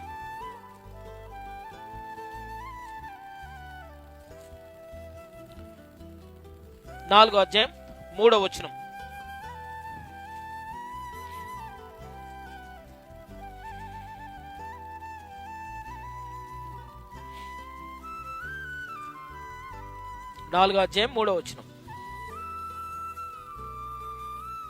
ఇక్కడ కొందరి జాబితాను చెబుతున్నాడు, ఎవరైతే సహాయపడ్డారో. అది 2-3 నుండి చదివితే కొంత అర్థమవుతుంది. ప్రభువు నందు ఏక మనస్కులై ఉండులని యవోదికయను సుంటికెను బతిమాలు కొనుచున్నానని చెబుతూ, అవును, నిజమైన సహకారి ఆ స్త్రీలు క్లెమెంతుతోనూ నా ఇతర సహకారులతోనూ సువార్త పనిలో, గమనించండి, సువార్త పనిలో నాతో కూడా ప్రయాసపడిన వారు కనుక వారికి సహాయము చేయమని నిన్ను వేడుకొనుచున్నాను అని చెబుతూ, ఆ సహకారుల పేర్లు జీవగ్రంథమందు వ్రాయబడి ఉన్నాయి అనే విషయాన్ని, ఎవరి పేర్లు జీవగ్రంథంలో ఉన్నాయి, ఎవరి పేర్లు జీవగ్రంథంలో లేవు అనే అవగాహన ఇక్కడ పౌలు కూడా అలాంటి పరిజ్ఞానం కలిగి ఉన్నట్టుగా బైబిల్ ప్రకారం మనకు అర్థమవుతుంది. సో ఇప్పుడు నా సహకారుల పేర్లు జీవగ్రంథంలో ఉన్నాయి కనుక వారు నాకు సహకారులు, పరిచర్యలో వారి పాలిభాగస్తులు అనే రీతిగా జీవగ్రంథంలో వారి పేర్లున్నాయి. కాబట్టి వారికి మీరు కూడా సహకరించండి అని ప్రజలను ఉద్దేశించి ఫిలిప్పీలో ఉన్న సంఘములో ఉన్న వ్యక్తులకు రాస్తూ ఉన్నాడు. అంటే జీవగ్రంథంలో నాతో పాటు సహకరిస్తున్న సువార్త పనిలో ఉన్న వారి పేర్లు జీవగ్రంథంలో వ్రాయబడి ఉన్నాయి అనే మాట పౌలు ఇక్కడ బ్రతికుండగానే ఫిలిప్పీలో ఉన్న సంఘం కొరకు రాస్తూ వారి పేర్లు జీవగ్రంథంలో వ్రాయబడ్డాయనే మాట చాలా స్పష్టంగా వ్రాస్తున్నాడు. అంటే జీవగ్రంథంలో మన పేర్లు వ్రాయబడ్డాయి అనే విషయాన్ని ముందుగా బ్రతికి ఉండగానే పౌలు గుర్తించటం, ఎవరి పేర్లు వ్రాయబడ్డాయి, ఇంకా ఎవరి పేర్లు వ్రాయబడలేదు అనే రీతిగా జ్ఞానం ఈ పౌలు కలిగి ఉన్నట్టుగా బైబిల్ ప్రకారంగా అర్థమవుతుంది. సో తనతో పాటు సహకారులైన వ్యక్తుల యొక్క పేర్లు బైబిల్ గ్రంథంలో వ్రాయబడ్డాయి అనే విషయాన్ని ఇక్కడ తెలియచేస్తున్నాడు. సో ఎలా ఈ మాటలు చెప్పగలుగుతున్నాడు? జీవగ్రంథంలో ఆ పేర్లు, నాతో పాటు సహకరిస్తున్న వారి పేర్లు జీవగ్రంథంలో వ్రాయబడ్డాయి అనే మాట దేనిని ఆధారం చేసుకుని చెప్పగలుగుతున్నాడు అంటే, లూకా రాసిన సువార్తలో 10వ అధ్యాయంలో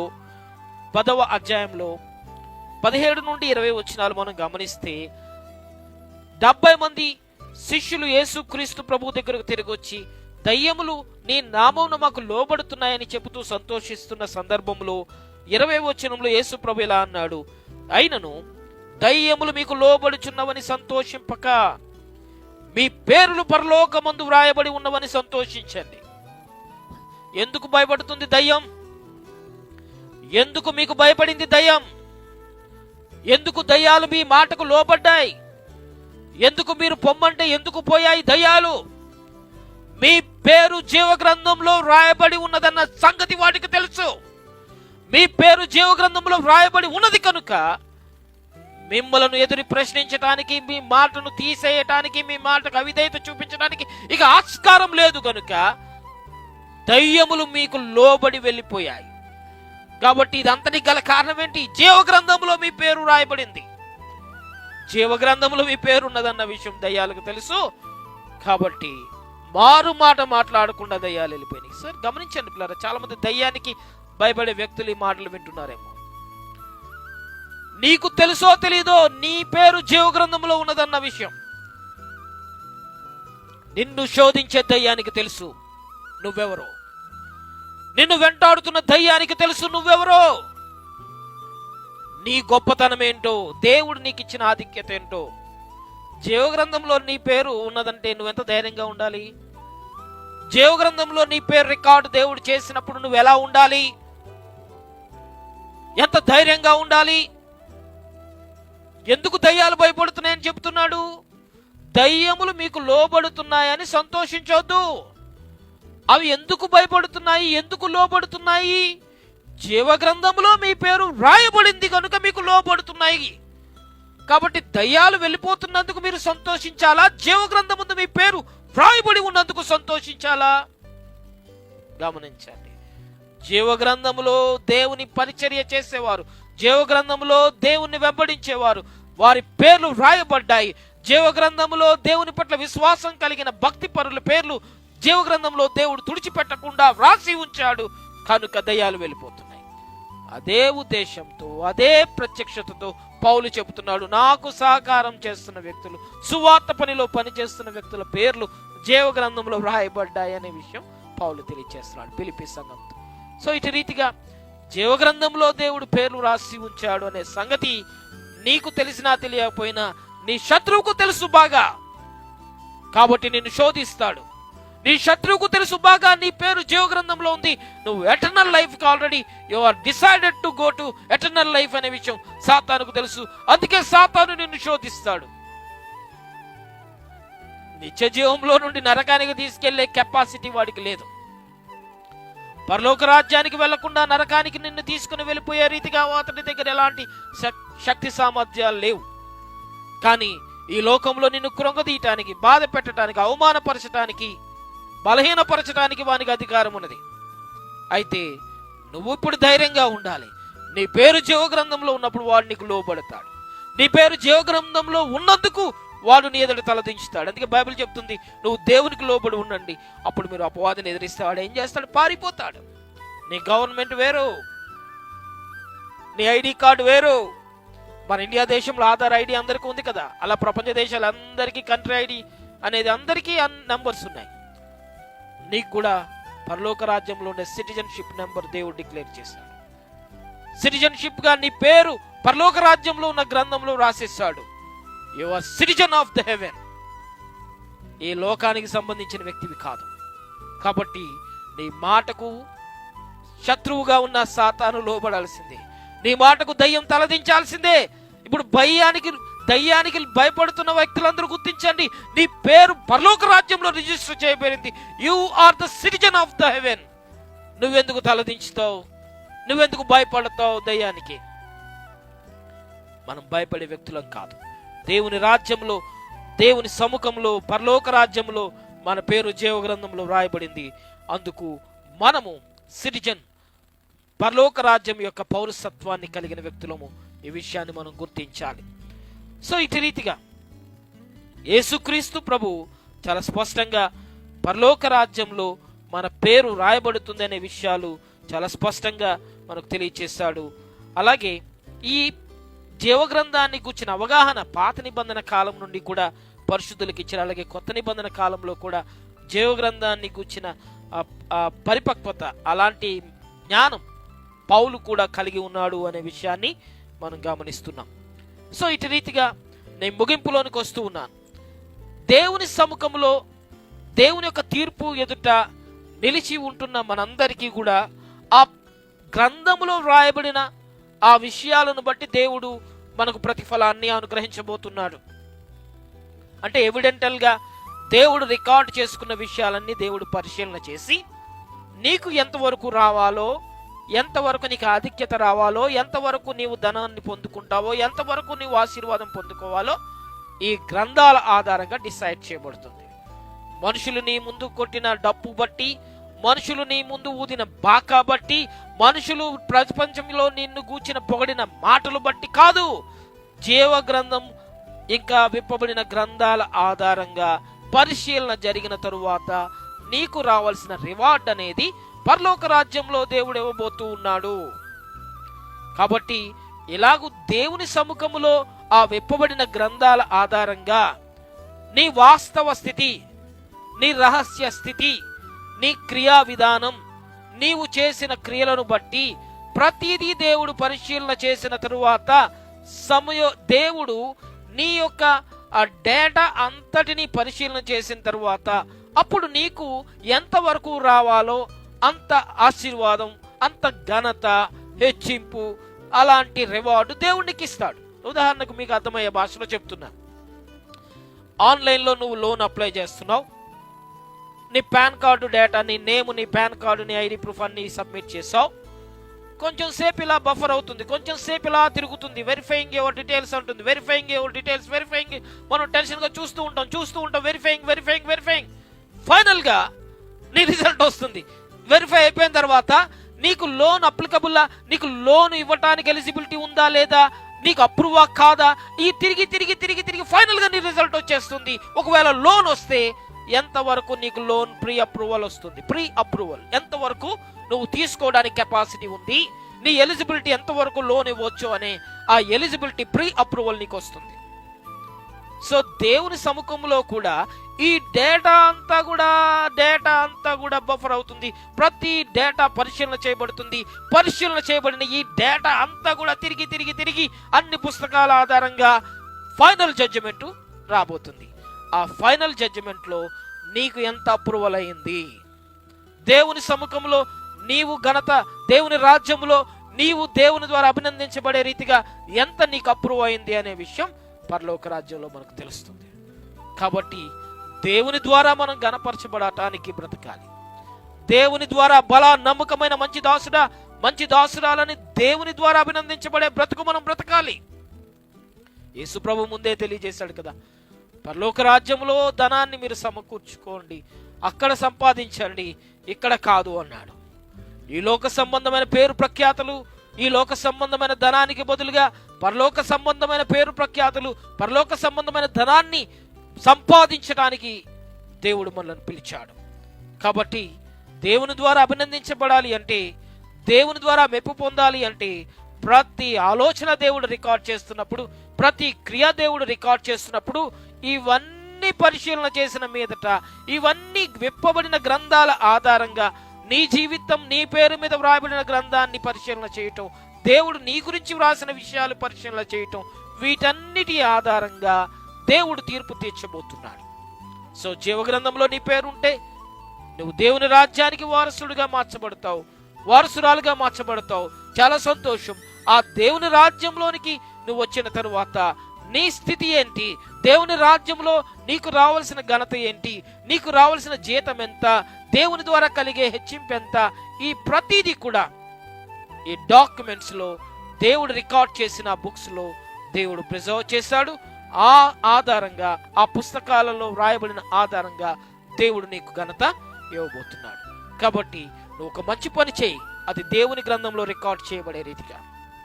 మేలు చేయి, అది దేవుని గ్రంథంలో రికార్డ్ చేయబడే రీతిగా. ఒక లేనివానికి, అందుకే కదా రికార్డ్ చేసిన విషయాలే యేసుక్రీస్తు ప్రభు కోట్ చేసి, నేను ఆకలిగా ఉన్నప్పుడు అన్నం పెట్టారు, వస్త్రహీనుడైతే వస్త్రం ఇచ్చారు, రికార్డ్ చేయబడిన విషయాలన్నీ ప్రస్తావించి అభినందించి, నా తండ్రి చేత సిద్ధపరచబడిన రాజ్యంలోనికి రండి అని కుడివైపున ఉన్న వ్యక్తులందరినీ ఆహ్వానించాడు. అలాంటి బ్రతుకు మనం బ్రతకాలి, అలాంటి జీవితం మనం జీవించాలి. మనం చేసే ప్రతి పని దేవుని గ్రంథంలో రికార్డ్ చేయబడాలి తప్ప పేరు ప్రఖ్యాతల కొరకు మన జీవితం బ్రతకూడదు. అందుకే donated by so and so person, so and so family, ఏంటి sponsored by so and so family, ఈ నేమ్స్ అన్నీ కూడా దేవుడు ఈ లోకములో మన పేరు ప్రఖ్యాతల కొరకు ఏమో శిలా పలకలు మనం పెట్టి ఉండొచ్చేమో. ఒకవేళ దేవునికి ఇచ్చిన ఆ బహుమానాలు ఆ చైర్ మీద మన పేరు రాసి ఉంచామేమో, ఫ్యాన్ మీద రాసి ఉంచామేమో. దేవుడికి ఇచ్చిన వస్తువులన్నిటినీ ఇక మన పేరే అది ప్రతిబింబించే రీతిగా పెట్టుకున్నామేమో. ఈ లోకములో పేరు ప్రఖ్యాతల కొరకు కాదు, దేవుని సముఖములో రాయబడే గ్రంథములో మనము ఇలాగూ దేవుని కొరకు చేసిన మంచి పనులన్నీ దేవుని సముఖంలో రాయబడే గ్రంథములో రికార్డు చేయబడే ఆలోచన మనకు ఉండాలి తప్ప దేవుడికి ఇచ్చేదాన్ని మనమేదో దానం చేసినట్టుగా, దేవుడికి ఇచ్చినందుకు ఏదో మనం గొప్పవాళ్ళు అన్నట్టుగా ఈ ప్రజలందరూ ఆ పేరు చూసుకొని మనల్ని పొగడాలనే రీతిగా బ్రతకూడదు. అలాంటి భూమి మీద రికార్డు చేయబడిన విషయాలు ఏవి కూడా పరలోక రాజ్యంలో ఉన్న గ్రంథంలో రికార్డు చేయబడవు. అందుకే యేసు ప్రభు చాలా స్పష్టంగా చెప్పాడు కదా, నువ్వు కుడి చేత్తో ఇచ్చేది ఎడం చేతికి తెలియకూడదని, రహస్యమందు చూస్తున్న దేవునికి తెలిసేటట్టుగా ఇమ్మన్నాడు కదా. నువ్వు ఇచ్చే ప్రతిదీ, దేవుడి కొరకు చేసే ప్రతి పని దేవుడు మాత్రమే అభినందించే రీతిగా, దేవుడు ద్వారా అభినందన పొందే రీతిగా నేను బ్రతకాలి. ప్రజల కొరకు, ప్రజల మేలు కొరకు, ప్రజల ద్వారా అభినందించబడటం కొరకు, ప్రజలు బాహాటంగా నిన్ను చూస్తే వారి ద్వారా గౌరవ మర్యాదల కొరకు కాదు. నీ అంతరంగాన్ని దేవుడు చూస్తున్నాడు, నీ హృదయ స్థితిని దేవుడు చూస్తున్నాడు. దేవుని ద్వారా అభినందించబడే జీవితాన్ని దేవుడు కోరుకుంటున్నాడు. కాబట్టి తీర్పు సమయంలో గ్రంథము విప్పబడితే ఆ గ్రంథాల ఆధారంగా తీర్పు జరుగుతుంది. అంటే మన జీవితంలో ఉన్న డేటా, మన జీవిత కాలమానం అంతా కూడా దేవుని ఎదుట అది ప్రత్యక్షం కాబోతుంది. వాటి ఆధారంగా దేవుడు తీర్పు తెచ్చబోతున్నాడు. దేవుడు మాటలు దీవించును గాక. ప్రార్థన. కృపా సత్య సంపూర్ణ గొప్ప తండ్రి, ఈ వాక్యం మాలో ముద్రించండి. నీ ఆత్మ సంబంధమైన విషయాలు మేము గ్రహించి నీ పరిశుద్ధాత్మ ద్వారా నడిపించబడాలి. నీ ద్వారా మెప్పు, నీ ద్వారా ఘనత మేము పొందటానికి కృపను గ్రహించండి. జీవ గ్రంథములు మా పేరు ముందుగానే వ్రాసి ఉంచారు. అయితే తీర్పు అనేది గ్రంథములు విప్పబడితే మా పేరు మీద ఉన్న ఆ గ్రంథము ఆధారంగా మాకు రావాల్సిన ఆధిక్యతను ఇస్తున్నావు. కాబట్టి నీ ద్వారా అభినందించబడే రీతిగా మా కొరకు సిద్ధపరచబడిన ఆ గ్రంథములో నీ ద్వారా అభినందించబడే రీతిగా మా జీవితాన్ని గూర్చిన వ్రాయబడిన విషయాలను బట్టి నీ ద్వారా మేము అభినందించబడాలి, గణపరచబడాలి, జీవితాన్ని పొందుకోవాలి. నీ యొక్క తీర్పు నీ సింహాసనం ఎదుట నిలబడే క్షణమున ధైర్యంగా నీ సముఖములో నిలబడే రీతిగా ఈ వాక్యం వింటున్న ప్రతి ఒక్కరికి అలాంటి ధన్యత అనుగ్రహించమని ప్రార్థన చేస్తూ ఉన్నాను. షనఫ్ షెకెన సంఘములో ఉన్న ప్రతి కుటుంబాన్ని నీ రాజ్యములో తండ్రి వారు ధైర్యంగా నిలబడే రీతిగా, తీర్పు సమయంలో ధైర్యంగా నిలిచి ఉండే రీతిగా అలాంటి గొప్ప ధన్యత కుటుంబాలందరికీ ఈ వాక్యం విన్న వారందరికీ అనుగ్రహించమని ప్రార్థన చేస్తూ ఉన్నాను. ఆన్లైన్లో వీక్షిస్తున్న వారు, సోషల్ మీడియా ద్వారా ఈ వాక్యం వింటున్న వారందరినీ దీవిస్తూ ఉన్నాను. వీరందరి పేర్లు నీ జీవ గ్రంథములో ఎంత మాత్రము తుడిచిపెట్టబడకుండా ఈ పేరు చిరస్థాయిగా నీ జీవ గ్రంథంలో రాయబడాలి. వారందరూ కూడా నీ రాజ్య వారసులు అవ్వాలని వారందరి కొరకు ప్రత్యేకంగా ప్రార్థన చేస్తూ ఉన్నాను. ఎవరైతే అక్కరలో అవసరతలో ఉన్నారో వారందరి యొక్క అవసరత తీర్చండి. ముఖ్యంగా ఎప్పటికీ ఉండే నీ నిత్య రాజ్యంలో ఇచ్చే ఆశీర్వాదం, నీ రాజ్యంలో ధనాన్ని సమకూర్చే పనిని వీరు చేయటానికి, ఆత్మల సంపాదన పనిని వీరు జరిగించటానికి నీ కృపలో వీరందరినీ జ్ఞాపకం చేసుకోమని నీ కృపకు మమ్మల్ని అప్పగించుకుంటూ యేసు నామమున ప్రార్థించి అడిగి వేడుకొనుచు ఉన్నాము తండ్రి. ఆమేన్. తండ్రి అయిన దేవుని ప్రేమ, మన ప్రభువును రక్షకుడుగా యేసుక్రీస్తు వారి యొక్క కృప, పరిశుద్ధాత్మ అన్యోన్య సహవాసం, వాక్యం విన్న మనకు ఆన్లైన్లో వీక్షిస్తున్న వారందరికీ దేవుని యొక్క కృపతో సంరక్షించి నడిపించును గాక. ఆమేన్. God bless you.